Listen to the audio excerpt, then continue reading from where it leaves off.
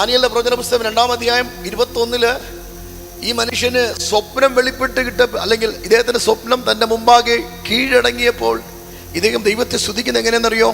ദൈവം കാലങ്ങളെ മാറ്റുന്നു, രാജാക്കന്മാരെ വീഴിക്കുന്നു, ഉയർത്തുന്നു എന്ന് പറയുക. കാലങ്ങൾ യഹോവയുടെ കരങ്ങളിൽ ഇരിക്കുകയാണ്. കാലങ്ങൾ കഴിഞ്ഞ് ഈ വെളിപ്പാട് അപ്പോസ്തലനായ പൗലോസിന്റെ കയ്യിലേക്ക് കൈമാറ്റം ചെയ്തപ്പോൾ ഈ മനുഷ്യനെ വിളിച്ചു പറയുന്നത് എന്നാന്നറിയോ? കൊലോസ്യർക്ക് എഴുതിയ ലേഖനം 1:26 പറയുക, മഹത്വത്തിന്റെ പ്രത്യാശ ക്രിസ്തു എൻ്റെ ഉള്ളിലിരിക്കുന്നു. Christ the hope of glory is in me. അവൻ എൻ്റെ പുറത്തല്ല, അവൻ എൻ്റെ അകത്ത്. കാലങ്ങൾ യഹോവയുടെ കയ്യിലിരിക്കുന്നു. ആ ദൈവം എൻ്റെ അകത്ത് ഇരിക്കുന്നുവെങ്കിൽ ഇന്ന് കാലങ്ങളെ മാറ്റാൻ എനിക്ക് കപ്പാസിറ്റി ഉണ്ട്, എനിക്ക് അഭിഷേകമുണ്ട്, എൻ്റെ സീസണെ മാറ്റുവാൻ എനിക്ക് കഴിയും.